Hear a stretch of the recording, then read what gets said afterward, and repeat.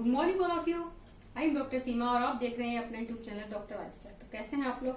आशा करते हैं कि बहुत ही अच्छे होंगे और बेहतरीन तरीके से अपने लक्ष्य की ओर हर पल अग्रसर हो रहे होंगे। तो चलिए शुरू करते हैं आज की क्लास। आज की क्लास में हम देखने वाले हैं रोमन भूगोलविद्ता। जैसा कि आप देख पा रहे हैं, स्टेबो है, पोम्पोनियस मेला है, प्लिनी है, टोलेमी है। तो सबसे पहले हम स्टेबो को देखते हैं।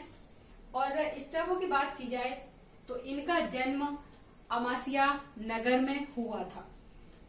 उसके बाद इनकी पुस्तक की बात करें तो जो इनकी पुस्तक है वो है जियोग्राफिया।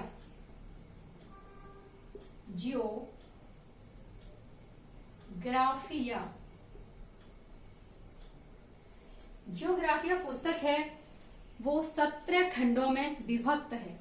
कितने खंडों में विभक्त है? तो ये 17 खंडों में विभक्त है। यहां से भी क्वेश्चन पूछा जाता है। सबसे पहला क्वेश्चन, इनकी पुस्तक जो कि इनकी मेन पुस्तक है जियोग्राफिया, कितने खंडों में विभक्त है? 17 खंडों में विभक्त है। अब इन 17 खंडों में क्या क्या इसके अंतर्गत आता है, तो ये भी पूछा जाता है। तो देखें हम, यदि प्रथम 2 खंड, ठीक है, प्रथम जो 2 खंड हैं उनके अंतर्गत क्या है, तो उनके अंतर्गत है जो इनकी पुस्तक है उसका लक्ष्य क्या है, यानी कि पुस्तक के लक्ष्य और उद्देश्य तथा मौलिक सिद्धांतों की चर्चा की गई है। मौलिक सिद्धांतों की चर्चा की गई है, ठीक है। यानी कि प्रथम 2 खंडों में ये दर्शाया है। और यदि आप अब बात करें इसके जो आगे वाले खंड हैं उनकी, 2 हो गए, तो तीसरे खंड में क्या है? तो तीसरे खंड में देखेंगे, इसमें इन्होंने पश्चिमी यूरोप हो गया, स्पेन हो गया, फ्रांस हो गया, ब्रिटेन हो गया, इसका भौगोलिक वर्णन है, ठीक है, भौगोलिक वर्णन, ठीक है। पश्चिमी यूरोप का वर्णन आएगा तीसरे खंड के अंतर्गत, स्पेन का आएगा, फ्रांस का आएगा, ब्रिटेन का आएगा, ठीक है। इसके अलावा यदि देखें, तीसरा खंड कंप्लीट हो गया, चौथे खंड में देखते हैं। तो जो चौथा खंड है, चौथे खंड के अंतर्गत इन्होंने इसमें भी फ्रांस का वर्णन दिया है कुछ, और ब्रिटेन है, और आल्प्स है, आल्प्स जो कि पर्वत है, तो इनका वर्णन इसने इसके अंतर्गत दिया गया है। चौथे खंड के बाद बात करें तो पांचवा और छठा, यानी कि पांचवा और छठा जो खंड है उसके अंतर्गत क्या दिया गया है? तो पांचवा और छठा खंड है, उसके अंतर्गत देखें तो इटली और सिसिली का वर्णन है, और सिसिली का वर्णन है। आजकल इसी प्रकार के इसी नेचर के क्वेश्चन पूछे जाते हैं। अर्थात ज्योग्राफी का किसका ग्रंथ है, ज्योग्राफिया किसका ग्रंथ है, या फिर ज्योग्राफी का किसका ग्रंथ है, वो तो बातें पूछी ही जाती हैं। उसके अलावा ये कितने खंडों में विभक्त है, या फिर किस खंड में किसके बारे में चर्चा की गई है, इस पर क्वेश्चन अक्सर आता है। तो इटली और सिसिली की बात करेंगे तो पांचवा और छठा खंड हो जाएगा। अब इसके बाद आएंगे 7वें खंड में। तो जो 7वां है उसके अंतर्गत इन्होंने राइन के पूर्व और डैन्यूब के उत्तर में स्थित डेन्यूब के उत्तर में स्थित देशों की बात की है। ठीक है, 7वें खंड के बाद बात करेंगे 8वें, 9वें, 10वें। 8वें, 9वें और 10वें, यानी कि इन खंडों के अंतर्गत देखेंगे तो यूनान तथा समीपवर्ती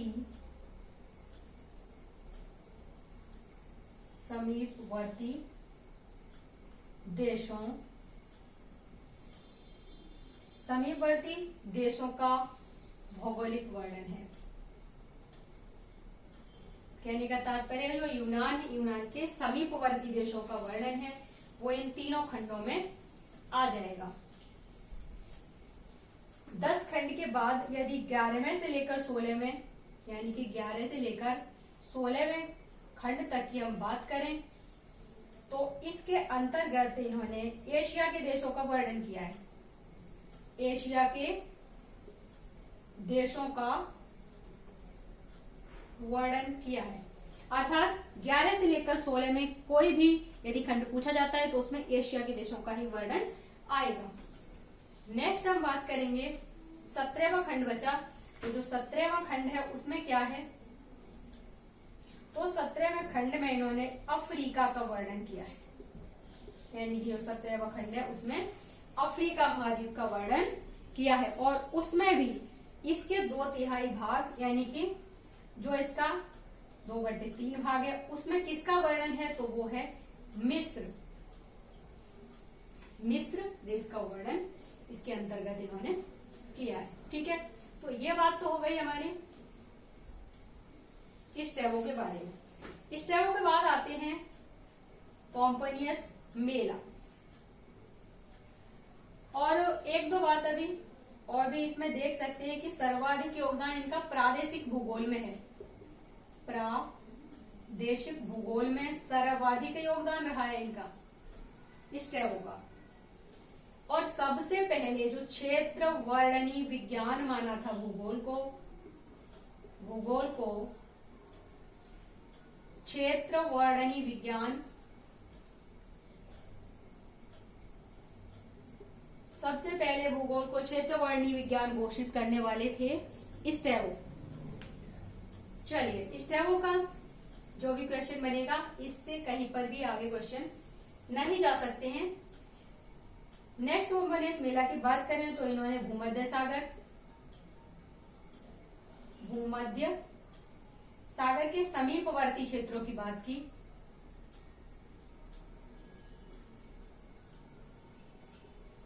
समीपवर्ती क्षेत्रों की यात्रा की और बाद में इटली, यूनान, स्पेन, फ्रांस, सीरिया आदि की भी इन्होंने यात्राएं की। इसके अलावा देखें तो जिनकी पुस्तकें हैं तो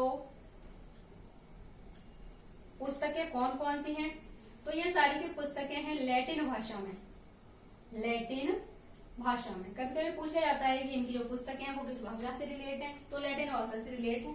लेकिन पुस्तकें हैं कौन कौन सी, तो सबसे पहला है इसमें पृथ्वी के जो ब्रह्मांड विज्ञान का है, सबसे पहला ब्रह्मांड विज्ञान। अब फिर से ब्रह्मांड विज्ञान की बात करें तो इसके अंतर्गत आता है क्या है, तो पृथ्वी के ग्रहीय संबंधों का वर्णन है।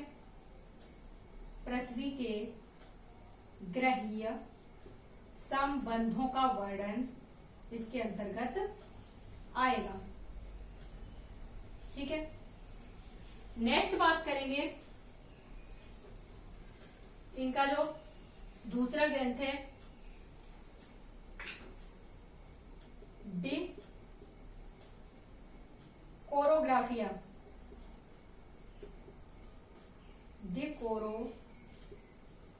ग्राफिया इनका ग्रंथ है और इसमें 5 कटिबंधों का वर्णन है। 5 कटिबंधों का वर्णन है। एक और इनका ग्रंथ है स्काईलैक्स, और स्काईलैक्स में किसका वर्णन है? तो पृथ्वी के 2 ध्रुव, यानी कि हमारे पृथ्वी के जो 2 ध्रुव हैं, कौन कौन से ध्रुव हैं? तो एक तो आपका उत्तरी और एक दक्षिणी, ठीक है। तो 2 ध्रुवों का वर्णन किसके अंतर्गत है? स्काईलैक्स डेकोरोग्राफिया के अंतर्गत 5 कटिबंधों का वर्णन है। और इसी प्रकार हमने देखा कि ब्रह्मांड विज्ञान के अंतर्गत पृथ्वी की ग्रही संबंधों का वर्णन इन्होंने दिया है, ठीक है। इसके बाद हम बात करें तो प्लिनी महोदय, प्लिनी महोदय ने इनकी जो पुस्तक है, पुस्तक का नाम है प्राकृतिक इतिहास। प्राकृतिक इतिहास। अब देखा जाए तो इसको कितने खंडों में इन्होंने लिखा है? तो वो है 37, यानी कि 37 खंडों में ये विभक्त है। इसके अलावा जो इनकी पुस्तकें हैं वो है जर्मनी में युद्धों का इतिहास, युद्धों का इतिहास, ठीक है। और जो जर्मनी में युद्धों का इतिहास है ये इन्होंने 20 खंडों में लिखी है। नेक्स्ट पुस्तक की बात करेंगे तो वो है स्वकालीन इतिहास, स्वकालीन इतिहास। और इसके यदि खंडों की बात की जाए तो ये है 21 खंड। और जो नेक्स्ट पुस्तक है इनकी वो है मौसम विज्ञान, मौसम विज्ञान, ठीक है। तो इस प्रकार से जो प्लिनी महोदय हैं उनकी पुस्तकों के बारे में हमने चर्चा की है। आगे चलते हैं और आगे देखते हैं कि जो टॉलेमी हैं उनकी पुस्तकों के बारे में जानकारी उपलब्ध कराए। तो टॉलेमी की सबसे पहली पुस्तक इनकी है अल्माजेस्ट,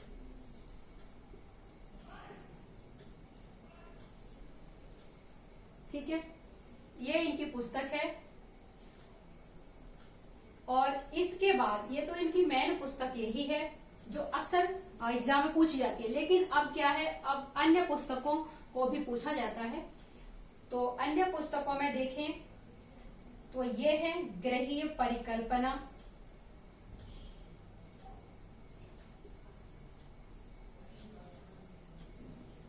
यानी जो इन्होंने पुस्तक दी है वो अल्माजेस्ट है। और अल्माजेस्ट के बाद इन्होंने एक परिकल्पना भी दी है और उस परिकल्पना का नाम है ग्रहीय परिकल्पना। और इसमें आकाशीय पिंडों के बारे में जानकारी दी गई है। आकाशीय पिंडों के बारे में जानकारी दी गई है।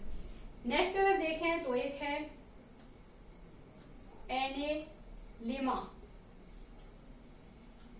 एनेलिमा की बात करें तो ये नक्षत्र विज्ञान से संबंधित, नक्षत्र विज्ञान से संबंधित है। और इनका जो योगदान है उसकी बात कर लें, गणितीय भूगोल हुआ या फिर गणितीय भूगोल। और इसके अलावा बंगाल की खाड़ी का मानचित्र किसने बनाया? तो बंगाल की खाड़ी का मानचित्र, यह क्वेश्चन अक्सर कई बार आ चुका है। तो बंगाल की खाड़ी का मानचित्र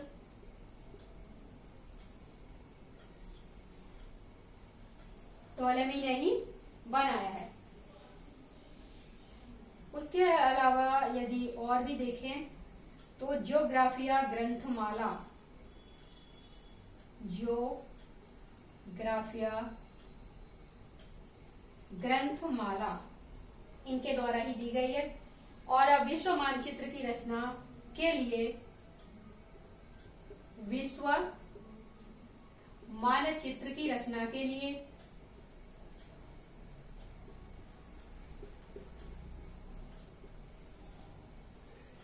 शंक्वाकार प्रक्षेप का निर्माण, शंक्वाकार प्रक्षेप का निर्माण टॉलेमी ने ही किया है। तो यह भी अक्सर क्वेश्चन पूछा जाता है कि शंक्वाकार प्रक्षेप का निर्माण विश्व मानचित्र की रचना के लिए किस विद्वान ने किया था, तो वो टॉलेमी है। इस प्रकार से हमारे जो रोमन भूगोलवेत्ता हैं उनके बारे में आपको जानकारी प्रदान की गई। तो चलिए, अगर आप हमारे चैनल पर नए हैं तो आप हमारे चैनल को सब्सक्राइब अवश्य कर लीजिए।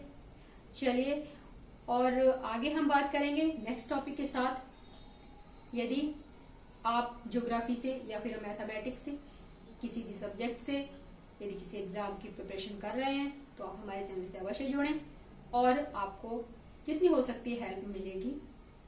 चलिए, तो नमस्कार, धन्यवाद, जय हिंद।